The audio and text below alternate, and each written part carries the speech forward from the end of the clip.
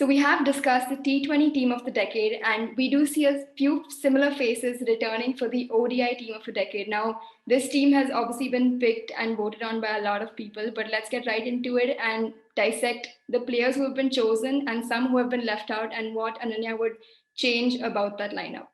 Moving on to the ICC ODI team of the decade, we also see a lot of sort of different nationalities, and it's interesting to know there are a few faces that drive this team, where we have Alyssa Healy and Susie Bates again up top, followed by Mithali Raj, and then Meg Lanning again chosen as the captain of this team as well, followed by Stefanie Taylor and Sarah Taylor as a wicketkeeper, which was a nice pick. Like, at least in my opinion, it was nice to see her there. And then again, we have Elise Perry come in as an all-rounder, Daniel Van Niekerk, followed by Marizan Kapp, Chulan Goswami, and finally Anisa Muhammad of West Indies. So Ananya, all yours.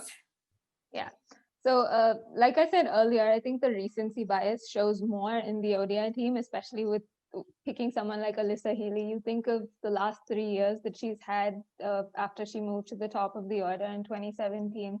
She's kind of blown away all competition. But if you're looking at the team of the decade, it's obviously across a span of 10 years, in this case, a little more than 10 years with the ICC. So I think it's a bit of a disservice to the other players who are in contention. So I actually went for Tami Beaumont. I think, with 700s, yes, she kind of only blossomed around that 2016 period, and probably, like Healy, has had a very good 3 or 4 years. But I think, her consistency over those 3 or 4 years was exceptional. She averages around 43, a lot like Smriti Mandhana, but Smriti Mandhana's conversion rate for me just didn't count. It counted against her, in fact. So I went with Tami Beaumont up top alongside Susie Bates. Mithali Raj, Meg Lanning, two of the best batters of their generations. You can't push them out. I felt like someone like Amy Satterthwaite probably could have, pushed them. She's been exceptional for New Zealand, 400s on the trot. Everyone knows about that record. So, I guess competing against those two, she couldn't have found her spot. Stefanie Taylor, again, the best all-rounder in the world, I think. Of course, there is Elise Perry, but I think Stefanie Taylor playing for West Indies has kind of gotten overshadowed. Sarah Taylor, I don't think there was any, competition there. I don't think any wicketkeeper has even come close to what she's done for England. Elise Perry stays in my ODI team of the decade. No movement there. Daniel Van Niekerk, again, exceptional all-rounder, leader of South Africa, kept her as well, good leg spin option.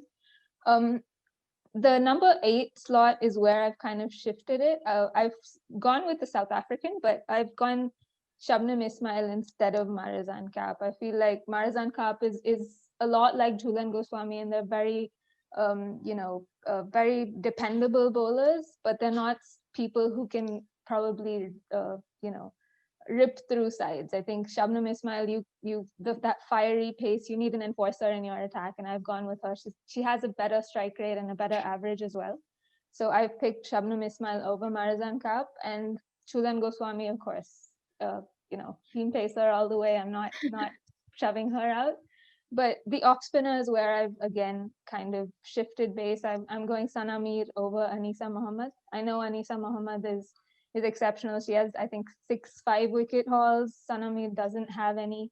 But if I'm moving Marizan Kapp out of my side, I want a bit of someone who can bat a bit. So I've pushed Sana Mir in there. They've got the same amount of wickets, I think. So Sana Mir, Pips, Anisa Muhammad, and that's my 11.